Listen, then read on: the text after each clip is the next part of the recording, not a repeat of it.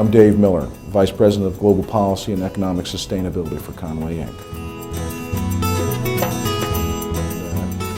Got to go get diesel spark plugs for the first time in my career.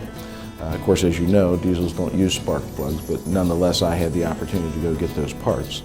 Not that I'm sure they were making fun of me, but you don't know what you don't know. After that little stint, I moved into managing the individuals that raised me on the dime. And that's what we call the 3 Ps: people, planet, and profits. It's absolutely critical to us that we recognize the stewardship that we hold associated with our planet, because we know that we'd like to have clean air, clean water tomorrow. We all intend to live there tomorrow. It's also important for the company to be sustainable, to continue to provide good employment for our employees.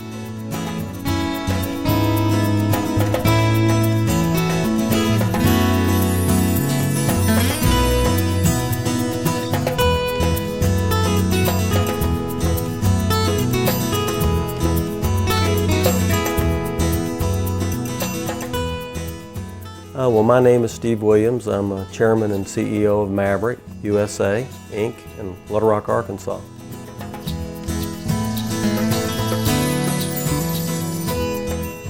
SCR, even though it's maybe new to many of us in the States, is certainly not a new technology as it relates to the European experience. I believe that Blue Tech came to Europe in '05, and so I believe they have a number of years, certainly in the closer years, with a great amount of real world experience in the marketplace with that technology. So yes, new to us here, but no, I'd say I would not characterize it as new technology. I'd say it's proven technology, certainly from the European experience.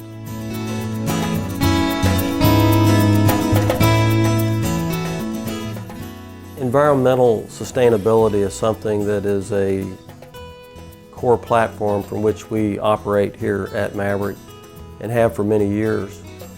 We understand that we have an impact on the environment in which we operate, and we have tried to take a healthy long-term perspective about how we've chosen to invest in technology that would allow us to be better stewards of the environment.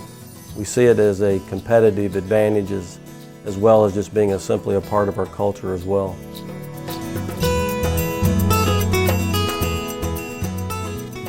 I believe that the adoption of the diesel exhaust fluid in the U.S. is going to be a non-event.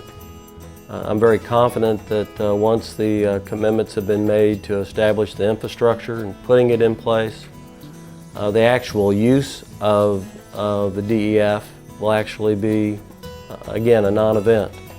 I don't think it'll be any more different than adding windshield washer fluid or making sure that your oil and your air pressure are at proper levels. It'll be no different than that in the eyes of the driver.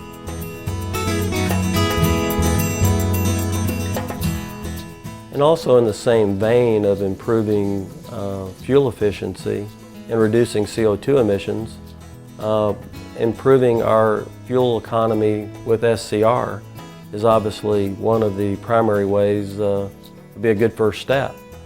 And it's my understanding from the testimonials from the carriers that we spent some time with this last summer in Germany that we can expect to have some improvements in fuel economy with the use of this technology.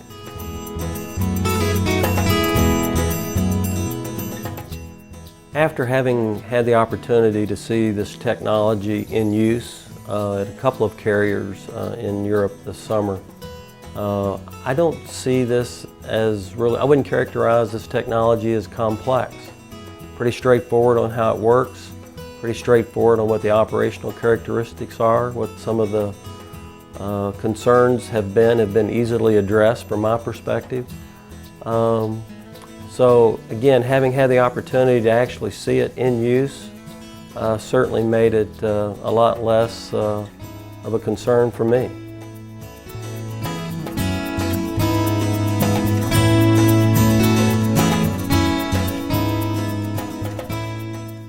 SCR seems to me to be the ideal solution to meet the 2010 engine mandate.